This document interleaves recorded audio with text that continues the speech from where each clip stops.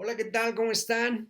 Bueno, pues finalmente hoy, miércoles 22 de julio del 2020, estamos terminando nuestra octava sesión del curso de proceso de crédito que le estuvimos impartiendo a una empresa del sector financiero muy importante y en el que estuvieron alrededor de 30 participantes, todos conectados a distancia desde su casa, desde su hogar.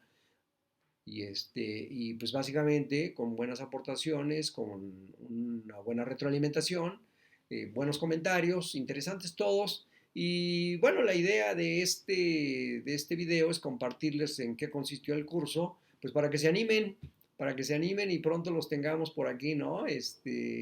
Igual participando y aprendiendo y todo lo que en un momento dado tiene que ver con el proceso de crédito. ¿Qué vimos? ¿Qué vimos ahí en el proceso de crédito? Bueno, como ustedes saben, pues el crédito es la administración del riesgo, ¿no? Al final del camino, el hecho de darle crédito a alguien, pues va a implicar un riesgo, el riesgo de contraparte o riesgo de crédito, que consiste básicamente en que no me regrese mi dinero. Los objetivos del curso, pues básicamente son el poder aplicar la normatividad y con el ánimo de atraer una mayor cantidad de clientes para incrementar la rentabilidad de la institución, de la empresa. ¿Qué significa crédito, no? Crédito pues viene de la confianza al final del camino y entonces la confianza es lo que me va a permitir poderle confiar dinero a un acreditado con el espíritu y con el ánimo de que en el futuro me lo regrese junto con los intereses, ¿no? La renta de ese capital, ¿no? Ahora, ¿para qué lo va a utilizar el acreditado? Bueno, pues evidentemente hay un sinnúmero de usos que le puede dar al crédito, ¿no? Puede ser, por ejemplo, para incrementar el consumo. Al darle crédito a una persona, pues puede ayudar a que incremente su consumo, ¿de acuerdo? Para ampliar y aperturar nuevos mercados. ¿Sí? En la medida que yo apoye a una empresa, pues ella puede aumentar su participación en otros mercados. Como un efecto multiplicador de la economía, ¿sí? Al final del día, el crédito puede ayudar a multiplicar el crecimiento de muchas empresas, a expandir la infraestructura, ¿no? Es un punto muy importante. Fomentar la producción, ¿sí? Por ejemplo, los créditos que tienen que ver con temas productivos, todo lo que es el ciclo productivo, ayudan a esa parte, ¿no? Fortalecedor de empresas. El crédito viene a fortalecer a las empresas porque le ayuda a seguir adelante, a crecer, ¿no? Con todo ese objetivo, ¿no? Un intermediario financiero, pues capta recursos del público en general, por ejemplo, un banco puede captar recursos del público en general y esos recursos pues los traslada, los convierte en créditos hacia la parte productiva, ¿no? Hacia las personas, hacia las empresas y hacia las operaciones de producción, ¿sí? ¿Qué tipos de crédito existen? Bueno, de acuerdo a la normatividad de la bancaria, pues básicamente son tres. Es el crédito hipotecario o de vivienda, ¿sí? El crédito comercial, que enfocado a la parte productiva, a la parte comercial, y el crédito al consumo, ¿sí? Esos son los tres principales créditos. Bueno, son los tres créditos que se manejan. Crédito hipotecario o de vivienda son créditos directos denominados en moneda nacional o extranjera, en UDIs, salarios mínimos, así como los intereses que generen.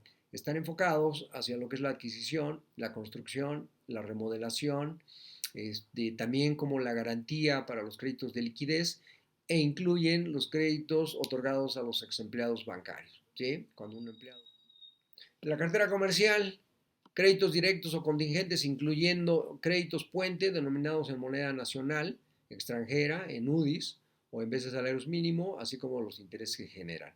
Son otorgados a personas morales o físicas con actividad empresarial, incluyendo los otorgados a entidades financieras, ¿sí? Incluye operaciones de factoraje, descuentos y operaciones de cesión de derechos de cobro, y las operaciones de arrendamiento financiero. ¿De acuerdo? Por último, la cartera de consumo, que son los créditos directos, incluyendo los de liquidez, que no cuentan con garantía de inmuebles denominados en moneda nacional, extranjera, en UDIs, en vez de salarios mínimos, y que básicamente están destinados a operaciones de tarjeta de crédito, créditos personales y créditos para la adquisición de bienes de consumo duradero, los que conocemos como los ABCDs, ¿sí? Créditos ABCD. Contempla, entre otros, el crédito automotriz y las operaciones de arrendamiento financiero que sean celebrados con personas físicas. Incluyen igual los créditos a los ex empleados manejar. Dentro de la cartera de crédito comercial, pues tenemos diferentes tipos conocidos en el mercado, como el refaccionario, habilitación a avío, simple o directo, revolvente, el crédito puente, el factoraje financiero, arrendamiento financiero, las letras de cambio o los créditos indicados. Y el quirografario, ¿no? Finalmente, de legislación y regulación bancaria, bueno, vimos algunos aspectos ahí fundamentales. El marco legal es muy importante en el tema de crédito. Es imprescindible revisar con detenimiento las diversas leyes, porque al final del camino, pues si no tenemos pleno conocimiento de lo que podemos hacer o no podemos hacer, pues obviamente tenemos ahí el riesgo legal, ¿sí? Es una parte muy importante. Estuvimos revisando algunas de las leyes más importantes, como la Ley de Instituciones de Crédito, evidentemente, la Ley General de Títulos y Operaciones de Crédito, los principales preceptos de esta ley, que al final del día pues, son las que norman las operaciones que estamos realizando, ¿no? Al final del camino, pues el crédito. En el negocio de la intermediación crediticia, la experiencia dicta que no todos los clientes cumplen, ¿no? Y aquí viene lo que es la pérdida esperada. Y estas tres variables, la probabilidad de incumplimiento, la exposición al momento de incumplimiento y la severidad de la pérdida, nos permiten calcular la pérdida esperada para tener el monto de reservas que tenemos que crear, el nivel de capital que tenemos que tener disponible para el caso en que tengamos algún problema de incumplimiento, ¿sí? En la gestión de riesgos, si lo tomamos como una herramienta para tomar mejores decisiones, para convertir la incertidumbre en oportunidad, ya que es un método racional y sistemático que tiene que ver con la psicología del ser humano en entornos de instrumentos financieros sofisticados, en mercados financieros con gran movilidad y con avances tecnológicos muy importantes como es el Big Data, las comunicaciones, etcétera, ¿sí? Ok, el objetivo del análisis financiero pues es identificar, explicar y comprender por medio del análisis la creación de valor de una empresa, medir su rentabilidad, liquidez y solvencia, ¿sí? ¿Y para qué? Pues obviamente eso nos va a permitir identificar si la empresa tiene problemas o no y que si es o no sujeta de crédito. Los estados financieros pues, nos van a ayudar a determinar las actividades de financiamiento, actividades de planeación, actividades de operación y actividades de inversión. ¿De acuerdo? Los estados financieros que vamos a estar analizando, pues básicamente son los cuatro básicos, ya lo habíamos comentado en alguna sesión anterior. Todo lo que nos permita en un momento dado para poder determinar si el cliente es sujeto de crédito o no. ¿De acuerdo? Llegamos al tema de análisis de solicitudes, en el cual pues, el objetivo es promover que las operaciones a financiar se ubiquen dentro de los sectores establecidos por la organización, definir los elementos que deben considerarse para analizar una solicitud de crédito o financiamiento, analizar el grado de riesgo de la operación y establecer las condiciones y obligaciones a cumplir por el solicitante, ¿sí? Ya sean de créditos o financiamientos nuevos, prórrogas, reestructuraciones, renovaciones o modificaciones a los términos y condiciones autorizados, y todo dentro de las políticas de crédito que tenemos definidas, ¿sí? ¿Cuál es la información que le vamos a pedir al cliente? Pues evidentemente la solicitud con todos los datos que debe entregarnos, la autorización de consulta a buró de crédito, la información legal, como el acta constitutiva y modificaciones, la información financiera, la opinión de cumplimiento de obligaciones fiscales, las declaraciones anuales, los estados financieros, el estado financiero parcial, etcétera, ¿sí? La evaluación del crédito. Bueno, aquí ya finalmente llegamos al punto en el que nos entregaron la información, empezamos a analizarlo y tenemos que definir si le vamos a dar o no. ¿Cuáles son los aspectos que tenemos que cuidar para dar un crédito a una empresa o a una persona física? Pues después de recabar la información del solicitante, analizar la información obtenida para determinar la solvencia del cliente, determinar si se otorga el crédito al solicitante, considerando las políticas instituidas por la empresa, y evaluar el crédito, ¿no? Evaluar el crédito significa cuánto es lo que le vamos a otorgar, hasta qué monto le vamos a otorgar, qué tasa de interés le vamos a fijar y bueno, pues a continuar con los demás pasos, ¿sí? ¿Qué políticas de crédito hay? Bueno, pues puede ser qué sectores económicos voy a atender, los montos máximos, la concentración de cartera, los tipos de acreditados, si voy con gobierno, no voy, le doy a asociaciones civiles o religiosas, a transportistas, hombre camión, lo que se le conoce como hombre camión, partidos políticos, le vamos a dar financiamiento a los partidos políticos, bueno, es una definición que tenemos que tener, el plazo, tipos de garantía. Hay instituciones financieras que únicamente aceptan garantías hipotecarias, por ejemplo, ¿no? Hay otros que tienen otro tipo de garantías y todo eso lo tenemos que tomar en cuenta. Bueno, ¿y cuál es el papel de las garantías de crédito? Pues es un apoyo para disminuir y protegerse de un posible incumplimiento. Se pide en caso de detectar dentro del proceso de evaluación circunstancias que indiquen debilidades, ¿sí? La garantía per se no es un medio de pago. Evidentemente es una segunda opción de recuperación de la cartera, ¿sí? ¿Por qué? Porque si yo me adjudico la garantía, la liquido, pues evidentemente voy a disminuir el saldo del crédito que tenga yo con la persona que incumplió. Para eso sirven las garantías. Dicho de otra manera, las garantías vienen a reducir la pérdida esperada. ¿Por qué razón? Porque disminuyen la severidad de la pérdida. No es lo mismo tener una garantía hipotecaria a tener una garantía quirografaria, ¿no? O sea, evidentemente esa diferencia hace sentido para el cálculo de las reservas y evidentemente pues va a tener un mayor riesgo si tengo nada más la garantía quirografaria. ¿Qué tipos de garantías tenemos? Bueno, tenemos la garantía hipotecaria, las prenarias, fideicomisos personales, ¿sí? Y dependiendo, por ejemplo, dentro de lo que es la gestión del crédito, existen los apoyos adicionales, ¿no? Además de garantías para respaldar las operaciones. ¿Cuáles son estos? Bueno, básicamente son instrumentos financieros que permiten en un momento dado el poder tener una cobertura, ¿no? Y un manejo del riesgo.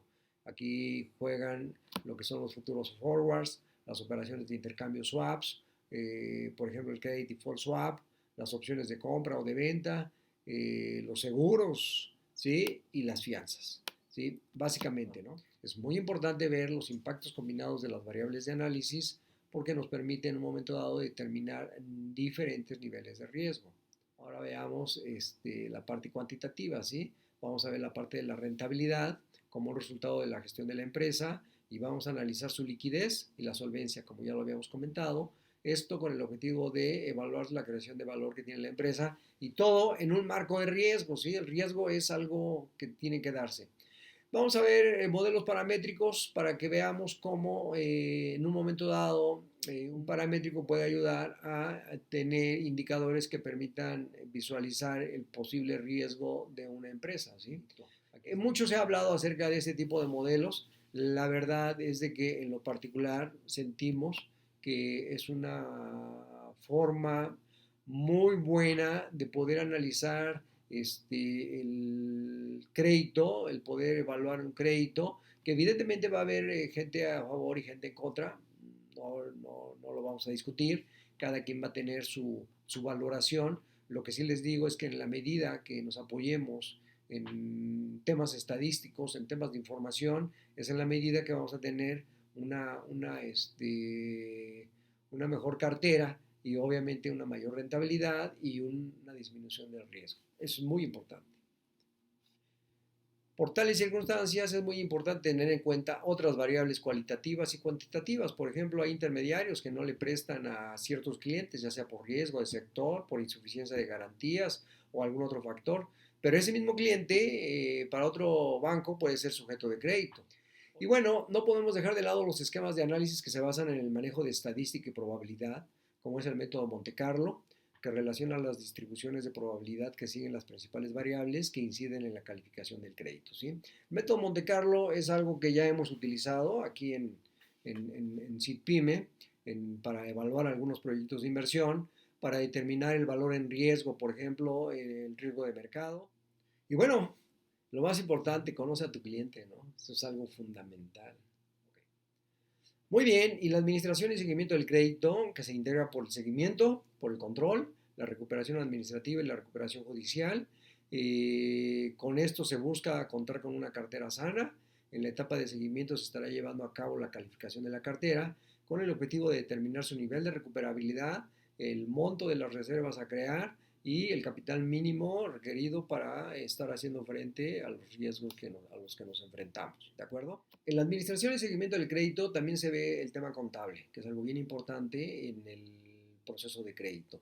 Los asientos contables deben reflejar fehacientemente todo lo que lleva la cartera, tanto la parte de cartera vigente, cartera vencida, adeudos vencidos, las reestructuraciones, las renovaciones, todo lo que tiene que ver con la cartera, ¿sí? Es bien importante que la contabilidad refleje todo ello. ¿Por qué?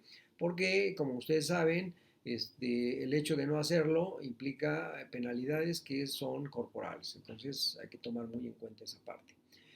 En el tema de control se generan todo lo que son los reportes, tanto para autoridades, la Comisión Nacional Bancaria y de Valores, Banco de México y tal vez la Asociación de Banqueros de México, que establecen una serie de reportes con determinada regularidad.